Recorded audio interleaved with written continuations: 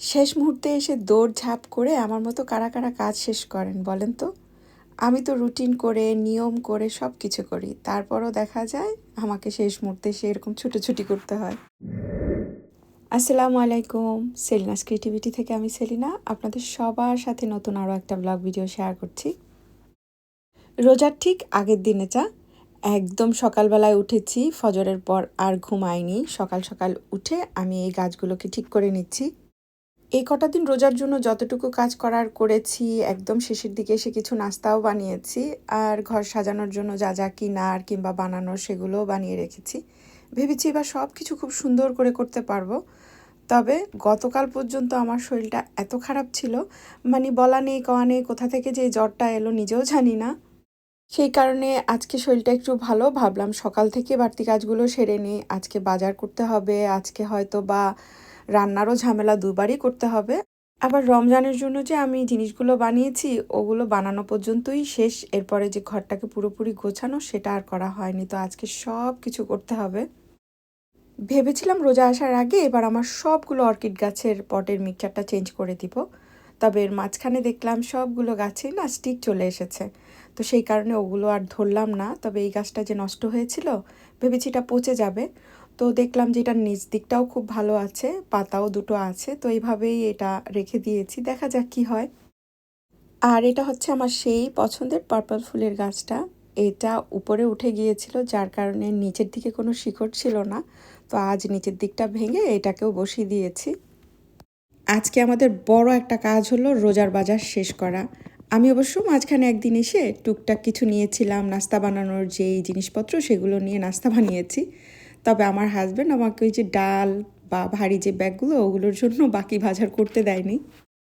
এই ব্যাগগুলো আসলে একটু টানাটানি করা লাগে, তো সেই কারণে ও বলল যে আমি আসি, আমি সহ একসাথে করব। ওই ভাবতে ভাবতেই হচ্ছে দিন চলে গেছে। তো যাই হোক, এটা হচ্ছে একটা বড় এশিয়ান স্টোর। এই যে এখান থেকে আমার মূলত স্প্রিং রোলের এই শিটগুলো কিনা হয়, কারণ সুপার মার্কেটে সবসময় থাকে না, বিশেষ করে রমজানে আপনারা পাবেন না, সেল হয়ে যায়। আমার নাস্তার ভিডিওগুলো দেখে এত আপু কমেন্টস করেন যে আপু এই শিটগুলো তুমি কোথা থেকে কিনো। আমি ভিডিওতে বলে দেওয়ার চেষ্টা করি, তারপরও কেন জানি প্রশ্নটা থেকেই যায়। আজকে খুব তাড়াহুড়া করে শপিং করছি। আজকে যেহেতু ডাল বা ভারী জিনিসপত্র নিতে হবে, ওই কারণে ভিডিও করার কোনো সুযোগ ছিল না। তারপরও শুধুমাত্র আপনাদের জন্য একটু ভিডিও নিয়েছি। আমাদের এখানে এই জায়গাটাতে এলে আমার একটা শান্তি। এখানে ৪-৫টা স্টোর আছে, যদিও আমি শুধু এই স্টোরটাতেই আসি। কাঁচা বাজার, শুকনা বাজার মানে সব হয়ে যায়। তো কাঁচা বাজারটা সাধারণত আমার এখান থেকে করা হয় না, আমি কাঁচা বাজারটা ফ্রেশ মার্কেট থেকেই করি। আজ মূলত গিয়েছিলাম শুধু ডালের বাজার করতে, তো ডালের সাথে এই তো টুকটাক আরও কিছু বাজার করা লেগেছে। সেই সাথে আমি শিট দুটো নিয়ে এসেছি, কারণ রোজার মাঝখানে দেখা যাবে কি আমাকে এই রোল আর সমুচা আরও কিছু বানাতে হবে।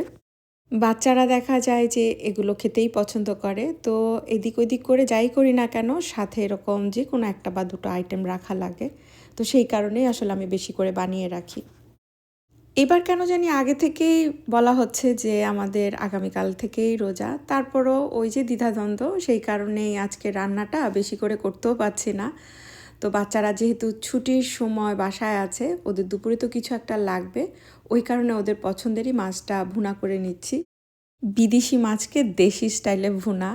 আমি জানি না আপনারা কে কীভাবে এটাকে খান। আমার বাসায় মাঝে মাঝে একটু লবণ, তারপরে ব্ল্যাক পেপার এগুলো দিয়ে গ্রিল করলে বাচ্চারা র্যাপ করে খায়, আবার এমনিতেও সালাদ দিয়ে খায়। তবে সবচেয়ে বেশি পছন্দ করে এইভাবে যদি বাংলাদেশি স্টাইলে একটু কষিয়ে রান্না করি। স্যামন মাছটাতে যেহেতু তেল আছে আর এটার নিজস্ব একটা ঘ্রাণও আছে, বাচ্চারা খুব পছন্দ করে। তো আমি ওদেরকে ওভাবে খাবারটা দিয়ে এবার নেমে পড়েছি কিচেন পরিষ্কারে। কম বেশি ভাজিভুজির কাজ তো চলবে, কিচেনের অবস্থা খুবই খারাপ হয়ে যায়। একটা ডিপ ক্লিন গত সপ্তাহে আমি দিয়েছি, আজকে একটু রাফলি সব ক্লিন করে সেট করে নিলাম। ইনশাল্লাহ রাতের মধ্যেই অল্প স্বল্প যা সাজানো সেটা সাজিয়ে নিব। এখন দেখা যায় কি রমজানে ঘর সাজানোর জন্য ডেকোরেশনের এই জিনিসগুলো অনলাইনেই পাওয়া যায়। এগুলো দেখা যায় এত কমন হয়ে যায়, ঘুরে ফিরে সবাই দেখা যায় একই টাইপের জিনিস ইউজ করে। আর আমি যেহেতু প্রায়ই টুকটাক জিনিস আনতাম, তো আমার যেই জিনিসগুলো হয়েছে সব মিলিয়ে এখন দেখা যায় আগে সেই জিনিসই অনলাইনে। তো সেই কারণে নিজেই কিছু জিনিস বানিয়ে নিয়েছি, একটু আনকমনও হলো।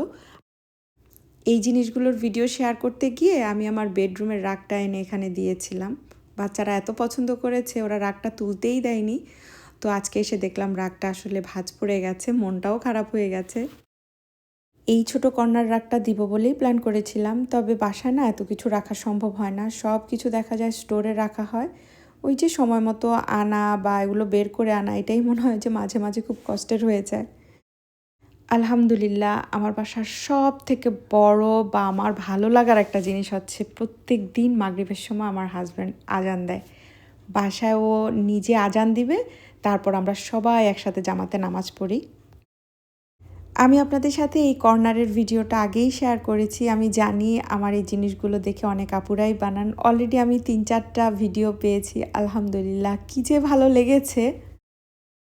এখন যেহেতু সব কিছু কিনতেই পাওয়া যায়, দেখা যায় যে এই টাইপের জিনিসগুলো অনেক দাম দিয়ে কিনতে হবে। আর আপনারা একবার বা দুবার ব্যবহার করার পর না ৩বারের সময় আর ব্যবহার করতে ইচ্ছে করবে না, কারণ ওই যে কমন হয়ে যায়। তো সেই কারণে আমি বলবো অল্প কিছু টাকা খরচ করে আপনারা যদি নিজে এরকম কিছু কাজ করেন, ২-১বার ব্যবহার করে সেটা আবার ফেলে দিতে পারবেন বা রিসাইকেলিং করে ফেলতে পারবেন।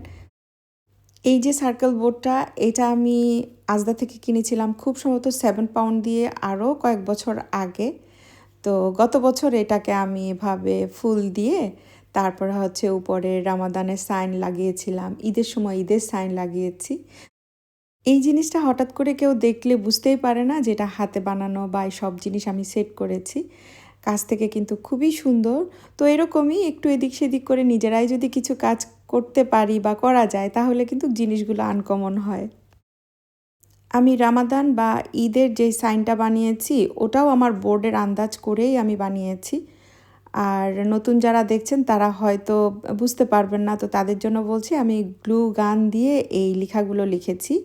এরপর আমি গোল্ডেন স্প্রে করে দিয়েছি। এই চাঁদটা যখন কিনেছিলাম তখন বলেছি আমার একটা প্ল্যান আছে, তো সেই প্ল্যান মতো আর কাজ করতে পারিনি।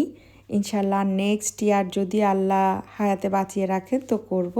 তবে ভেতরে যে লাইটিংটা করার ইচ্ছা ছিল সেটা করে নিয়েছি। আমার কাছে মনে হচ্ছিল যে চারটা যদি ওরা আরও একটু বড় করতো তাহলে আরও ভালো হতো। তো যাই হোক, আলহামদুলিল্লাহ এতটুকু পেয়েছি, এটার জন্যই শুকরিয়া। অনলাইনে অনেক কিছুই পাওয়া যায়, তবে আনানোর পর দেখা যায় সেগুলো একটা টিন টিন ভাব আছে। এগুলো একদম মনে হচ্ছিল ব্রাজের। বেশ ভারীও আছে, আবার কালারটাও আমার বেশ পছন্দ হয়েছে। প্রতি বছর এই দিনগুলোতে না বাংলাদেশ থেকে 2টো নাম্বার থেকে ফোন আসতো। আমার 2 মায়ের ফোন আসতো। এই বছর কোনো মায়ের ফোন থেকে ফোন আসেনি। এই প্রথম কেউ ফোন করে জিজ্ঞেস করেনি, কী গো মা, কেমন আছো? রোজার কাজ কতটুকু শেষ করলা? আমার শাশুড়ি মা দেখা যেত কি প্রতি রোজার কয়েকদিন আগে থেকে আমাকে কয়েকদিন পর পর ফোন করতেন। প্রতিদিন ফোন করে জিজ্ঞেস করতেন যে আজ কি বানিয়েছ, কোন আইটেম বানিয়েছ। কারণ মা জানতো আমি প্রায়ই বেশি করে নাস্তা বানিয়ে রাখি। আমি না কখনো নেগেটিভ কিছু ভাবতে চাই না, তারপরও মাঝে মাঝে এই একটা প্রশ্ন আমার মাথায় ঘুরপাক খায় যে আল্লাহ আমার দুজন মাকে এত কম সময়ের ব্যবধানে নিয়ে গেল। এত স্পষ্ট কিছু ইঙ্গিত, এত স্পষ্ট কিছু কথা আমরা বান্দারা আসলে চাইলেই মনে হয় অনেক কিছু বুঝতে পারি। জানি না, হয়তো বা এখন সেটা মনে হয়। আমার এই দুজন মাই চলে গেলেন, আর দুজনই যাওয়ার আগে এমন কিছু কথা রেখে গেলেন। আমি যখন সবাইকে বলি তখন সবাই একটা কথাই বলে যে ওনাদের কথা যাতে সারা জীবন মাথায় থাকে, মনে থাকে, সেজন্যই হয়তো এমন হয়েছে বা এমনটা হয়। আমি সবসময় ওনাদের জন্য দোয়া করি, মন থেকে দোয়া করি, তবে খুব বেশি ওনাদের কথা আমি ভাবি না। এবার রমজানে কেন জানি বারবার ওনাদের কথা মনে পড়ছিল, আর ভাবছিলাম ওই যে ফোন করে মা বলে ডাকা, সেই মা বলে ডাকার আর কেউ রইল না। যতটুকু জানি আল্লাহ কবরবাসীকে রমজান মাসে শান্তিতে রাখেন। আমাদের মাথার উপর থেকে যত মুরব্বি চলে গেছেন, যত মুমিন মুসলমান চলে গেছেন, আল্লাহ সবাইকে জান্নাতে কবুল করুন, আমিন। সেই সাথে আমাদের বাবা মা মুরব্বি সবাইকে আল্লাহ জান্নাতে কবুল করে নিন, আমিন। সব কাজ করতে করতেই সন্ধ্যায় জানতে পারলাম আগামীকাল থেকে রোজা। তো এখানে ছোলার বুট আমি ভিজিয়ে রেখেছি আগামীকালের জন্য, আর সেহরির জন্য একটু ফ্রেশ গরুর মাংসটা বসিয়ে দিয়েছি। আজকের মতো বিদায় নিয়ে নিচ্ছি। আসসালামু আলাইকুম।